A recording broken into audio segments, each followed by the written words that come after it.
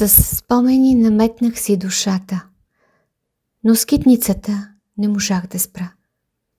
Измъкна се безшумно в тъмнината, на някъде да броди сама. Навярно, ей натам ще тръгне, гдето спомените са подвили крак.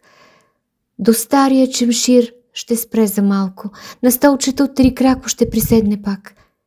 Ръцете бабини са да погали, да вдиша аромата на изпечен хляб, да гребне с пръсти сладко от буркана, да прекоси надлъж и стария чардак. В ожуления куфър на тавана ще се порови за следи от спомените, дето правят рани, но пресушават бликнали сълзи. По стълбата внимателно ще се изхлузи, запазила следите от разбити колене. В тревата росна ще нагази и ще се взре в звездното небе.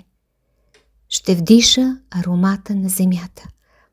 Жаждата ще утоли на селската чешма, а после пак при мен ще се завърне с слънчев лъч в своята ръка.